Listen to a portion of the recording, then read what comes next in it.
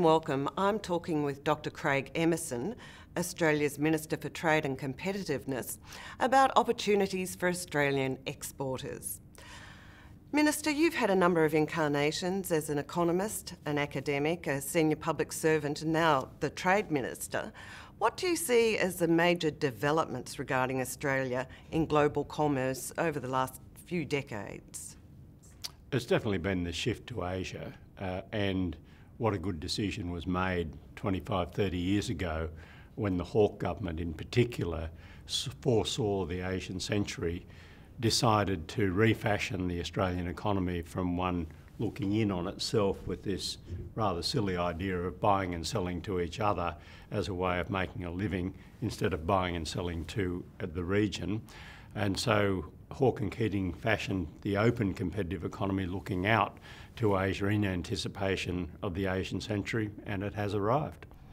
The White Paper, Australia in the Asian Century, emphasises that the government wants Australia to become one of the top 5 countries in terms of ease of doing business. What needs to be done?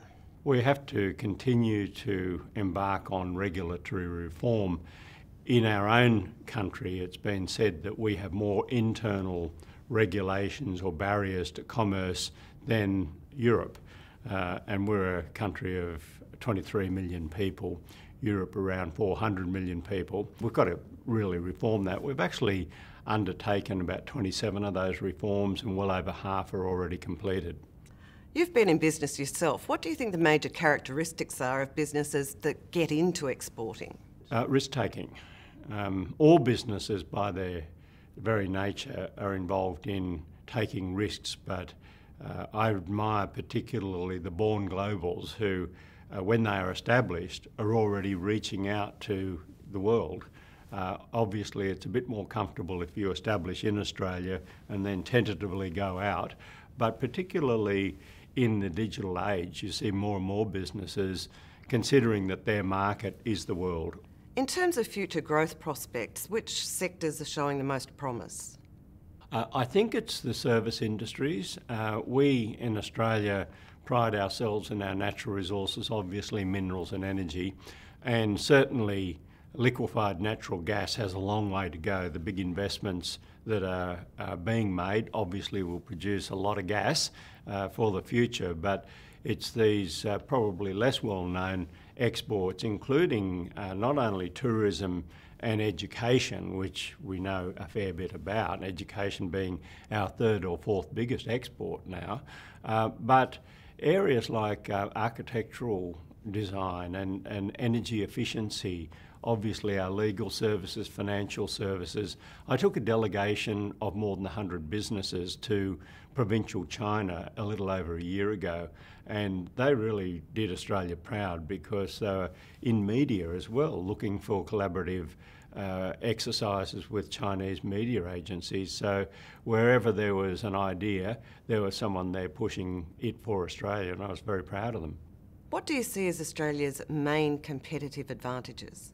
By 2030, there will be 3 billion middle-class customers in Asia looking for high-quality, premium-quality foods. And this is what Australia can do: high-protein, premium-quality foods that are grown in Australia and often processed in Australia. So obviously there's a strength. A strength that we should not underestimate is that we're in the same time zone as most of the region, and that actually is conducive to parents deciding to send their kids to high school here and certainly to university. They can talk to them on the phone in the same time zone. They can pop down to Australia and go back more readily, and that's another strength of ours. Plus, if we add in our skilled workforce, our capacity for innovation, and our reputation, which is repeated to me often when I travel in Asia, as a clean, green, honest country. In terms of getting the message out there across the region, how important do you think programs such as this, Opportunities Australia, are, and the initiative Brand Australia? This program, Opportunities Australia, reaches 44 million people in 46 countries, and that's a conservative estimate. Do you know that 7 out of 10 of Australia's trading partners are right here in the region? So we're dedicating our resources and concentrating that much more clearly on Asia, but Opportunities Australia is doing the same thing. So I think we're complementing ourselves very well, but fundamentally it is a fantastic vehicle for businesses to be able to strut their stuff in the region.